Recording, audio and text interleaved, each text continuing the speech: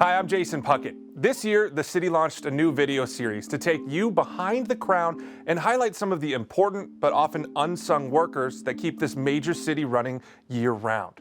Now, over the past year, we've met some amazing people doing some amazing work. People like Jennifer Polhaber, a forensic scientist with the Charlotte-Mecklenburg Police Department. Yeah, we have our own sort of CSI team here in the city, but what Jennifer will tell you is that the real work isn't quite like what they show on TV.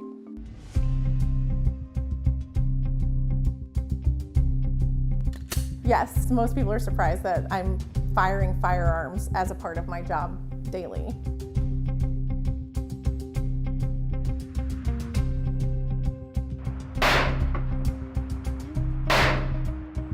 I'm Jennifer Polhaber. I am a forensic scientist in the firearm and toolmark section of CMPD.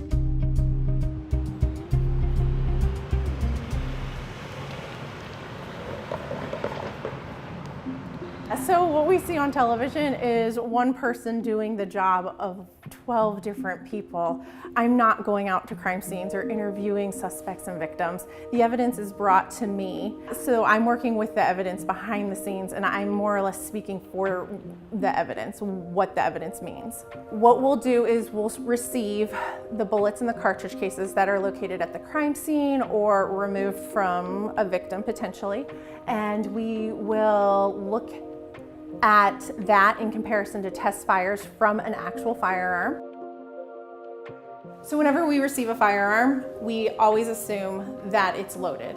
From there, we will check to make sure that it's empty before we ever go on with any of our analysis. And then during our examination process, we actually go through a more thorough, we look at all the different parts. Are there parts missing? Are the safeties working? We'll check the safeties. We'll make sure that everything's working. So ballistics is the travel, it's following the travel of the bullet down and out of the barrel, through the air, into the target. Firearms identification is so much more than just that. So what I'm looking at right now are two training bullets. The one on the left side of the divider represents the test fire. The one on the right side of the divider represents an evidence bullet that might have been found at a crime scene. So what I'm looking at is the tool marks that transfer from the inside of the firearm onto the bullet as it travels down and out of the barrel. And in this instance, I would call this an identification that cartridge case was fired in that particular firearm based on the tool marks. So one of the things that is really rewarding about this job is that I get to speak for the evidence. I get to explain to the detectives and the juries that this bullet or cartridge case was fired in that gun, or I get to say that it wasn't that gun. And it's really rewarding.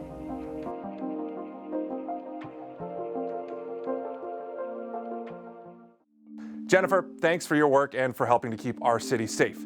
On that note, I want to introduce you to Rodney Lee next. You all know those fire trucks you see around the city. Well, he's one of the guys who keep all those trucks up and running.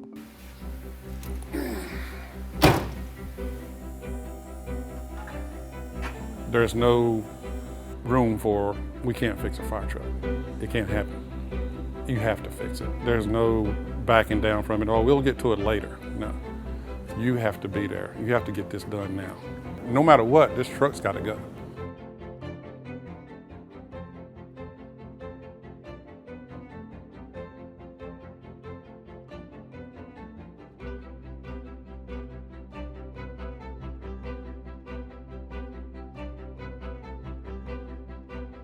My name is Rodney Lee. My title is Heavy Duty Technician for the City of Charlotte here, maintaining fire trucks for the City of Charlotte.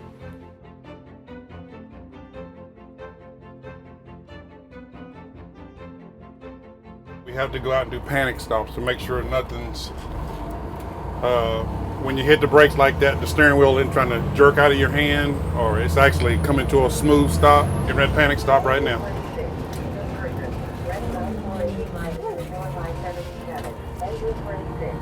So we've done good. A typical day of work is trucks constantly braking. The city is growing, and it's growing fast. These fire trucks are braking, they're braking fast because they have to respond. And there's a lot of behind the scene a lot of people don't know about. It takes a lot to run one of these fire trucks.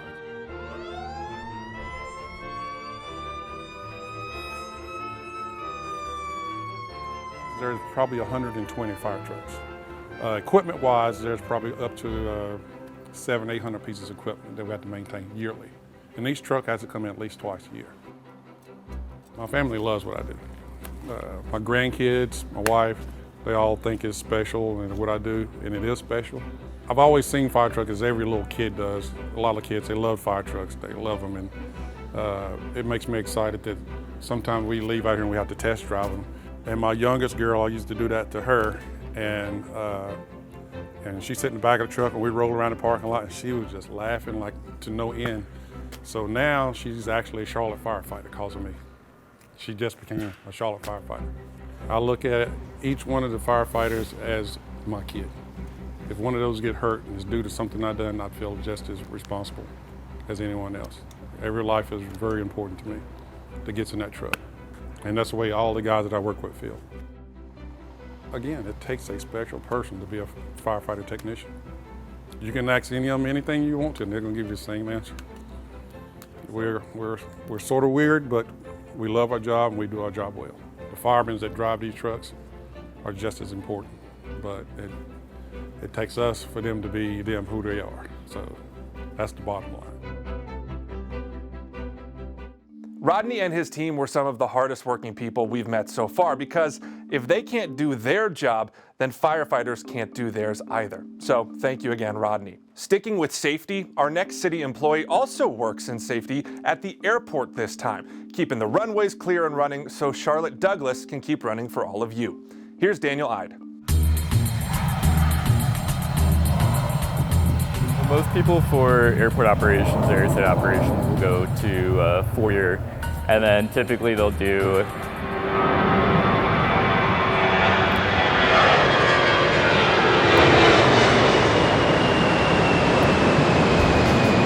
My name is Daniel Ide. I'm an airside operations supervisor with the City of Charlotte with the Aviation Department. Cross runway 23 Alpha Golf Charlie, self cargo, give way all aircraft Alpha 6. Ground Frontier Flight 1051, 25 south, looking Mike for 189. 52, 21, give way to Frontier, Mike. So I'm in a training role, training supervisor, so we train right around 600 people a year to drive on the airfield. So we're also in charge for the compliance of the airfield. So we need to make sure that the airfield is safe for the pilots, for anyone to operate on, pushing wildlife away. So like you can see the pyro, we never want to point at anyone. It's essentially a larger cap gun. So you shoot up in the air about 45 degrees, and then it scares the wildlife. We do inspections, respond to emergencies, work with outside police, fire, medic, anyone that we need to coordinate our response to the emergency. We pick up FOD, which is foreign object debris. So as we're driving around today, anything that's on the ground that's trash could get pulled into an engine of an aircraft. We have a bunch of different lights around the airfield. They have different meanings, so making sure it's not moving, everything's attached firmly, nothing's broken, nothing's covering the light. Everyone that is on the airfield, that can drive on the airfield, has to go through training. So part of what I do throughout my course normal day is provide the training. And then we come on the airfield, do some practice, and they have 2 tests that we give them. So it's like a driving test. You have to demonstrate that you can drive, you can talk, you're proficient, you're safe to be on the airfield. The best thing about my job is that we get to work outside, no day is the same. All of our work is within a team. We're pretty close, everyone knows each other and pretty relaxed. So there's always someone that you can turn to if you have a question or you need to work on the project. The airport is one of the biggest properties in the city, and it's a big economic driver for the city of Charlotte. If we are doing our job, it should be open all year. It should be safe for the passengers to come, which then will contribute to the city as well. Fun fact, the folks at Airside Operations actually have a boat as well for making sure the retention ponds at the airfield are clean and not attracting animals. So these guys get to drive, fly, and boat, all to keep our planes flying. Next up, we're going to a different part of the city, one people often don't want to think about. the cemeteries. But the man we're about to introduce you to, well, he's not exactly what you'd expect. Here's Bill Bibby. If I meet somebody I don't know, what I've learned throughout the years, they ask me what I do for a living. There's a little chuckle at first, and then I'll go, I'm a gravedigger. The stories on the headstones is astronomical. There's governors in here, there's mayors in here. Randolph Scott, he's the first American cowboy on TV. Did about 100 movies from 1928 to 1968. Like I could do a whole history tour just in this round first circle, section A, and we would be here for 2 hours. My name is Bill Bibby, and I am the sexton for the City of Charlotte Cemeteries.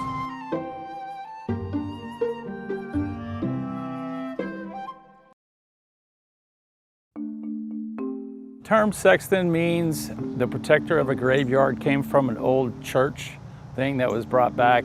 I manage and run about 7 cemeteries, and I've been here since 2015. You have to learn archaeology, you have to learn plumbing, you have to learn buildings, you have to learn roads. There's a whole list of, and probably 10% of my job is burying people.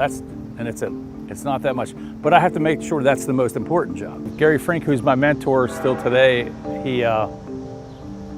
he came to me, I was coaching his son in baseball, and he goes, I need you to come work for me. And I'm like, what do you do?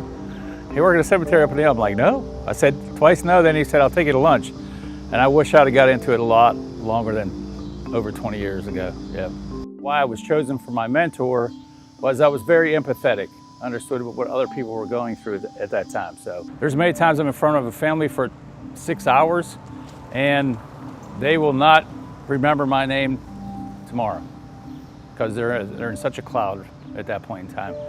I help them through that, and that's the most honorable job that I can have. The hard part is I'm always happy-go-lucky, and in this job you can't always be happy-go-lucky. During COVID, it was very stressful during that time because we were doubling the amount of people we're putting in the ground. So we went from roughly 10 to 17 to about 35 a week. We would have to be this far away from a family with masks on. And when you're very empathetic and I love what I do, it's hard not to hug. They want to come and hug you, and we have to hold back. So as they're grieving, a hug is always good during grieving time. We couldn't do that during COVID. So those families are coming back to us now and saying thanks for all what we did. So it's a very rewarding job. Well, it's pretty much to me, this is high priority. So I'd rather preserve it now than have more of a problem later. We have crystal acid we put on it for stubborn. I'm gonna call this pretty stubborn. And as the days go on, maybe this morning sun hits it, it'll get shinier every day. Brighter and brighter. The most rewarding part about this job is a hug. Believe it or not. Little old lady, it's about 76 years old, and just wraps her arms around me and says, Billy, you take care of my husband. And I say I will. Those are the ones that grab my heartstring. I'm not exaggerating when I say that Bill had a story for almost every grave in that cemetery, and that's just one of the many cemeteries he oversees. Thanks again for your work, Bill. Next up, we're going inside the office of a man who spends a lot of time on his computer making sure our streets and houses stay clean. If you've ever wondered how garbage and waste runs in a city this size, well, he's the guy to ask. Here's Dr. Leonard Huggins. What do I tell my family to do and what do I do? They ask me what I do. I keep it simple. I just say what I do is just mapping.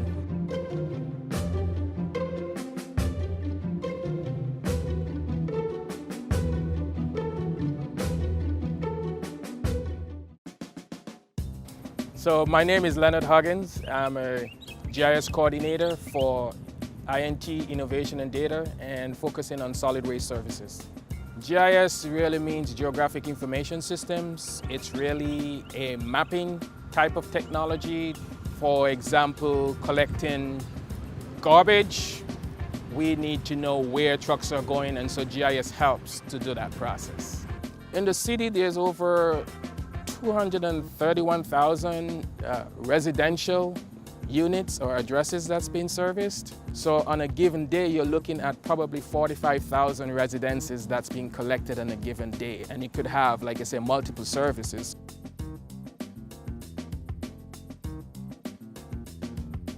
From the solid waste side, every single driver has knowledge about the route that's unique. And so I gather information from the driver about their route that would make it more efficient.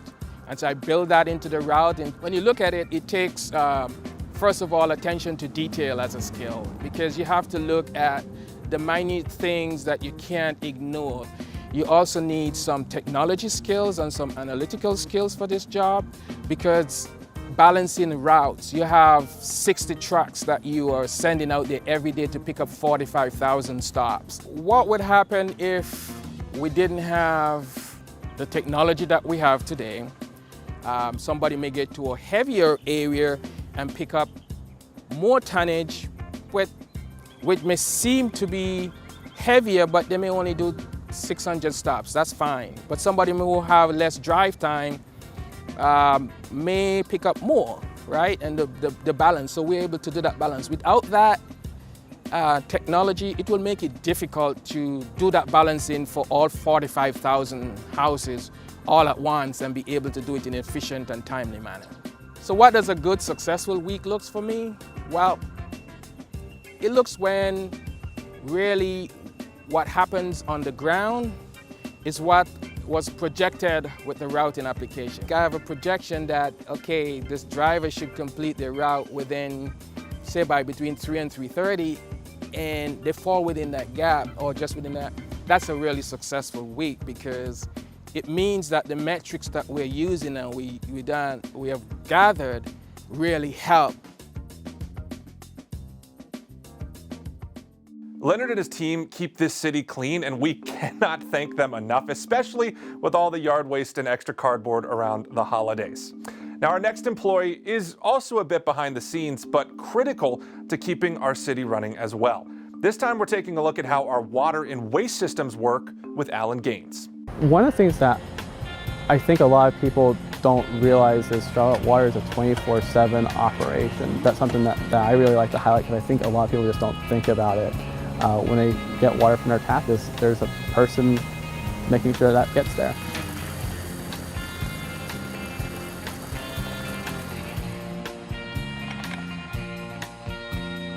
My name is Alan Gaines. I'm a senior engineer with Charlotte Water. My job is looking at the master planning for the utility over the next 5 to 30 years. I'm like the weatherman for Charlotte Water. I'm giving a forecast of what we think things are going to be like if we do certain things in our system or when certain future conditions occur. The Charlotte Water's distribution system is over 4,400 miles long. You're looking at the connectivity of the water mains. How do they connect to each other? How do they supply certain areas of the system? What are the materials that the system is made of? Because that will determine the roughness or the amount of energy lost through the system. And then different factors of design, such as the length, the diameter. Those are all factors in evaluating a water distribution system. So these are pieces that we've cut away from a pipe doing a water meter tap. These represent the different materials, but also characteristics of the pipe wall. And so we can take these characteristics and correlate them to a specific factor called a Hazen-Williams C factor. And so that allows us to make a more calculated, calibrated decision in our model. So this is a typical hydrant that we would install a pressure recorder on. All a pressure recorder is, it's a little data logger that we put on a hydrant. It will record pressures continuously, and they'll provide a summary for every minute, every hour. And so we can see what the pressures are doing in our system at specific times of the day, so we can then calibrate our model to them. I decided to work for Charlotte Water because when I graduated, I was really interested in environmental engineering, which is water systems, wastewater systems. And Charlotte Water is a large municipality that has a very large utility system. And I grew up here, and I really wanted to give back to the community I grew up in.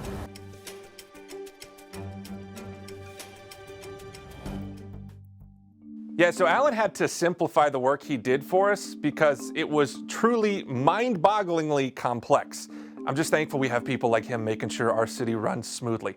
Thanks again, Alan. Well, folks, thanks for joining us as we revisited some of our most important but often unsung employees in this Behind the Crown series. Check back later as we'll have more great city workers lined up, including Taylor Lee, the daughter of Rodney who you saw earlier, who is now a firefighter in the city. I'm Jason Puckett. Thanks for joining us Behind the Crown.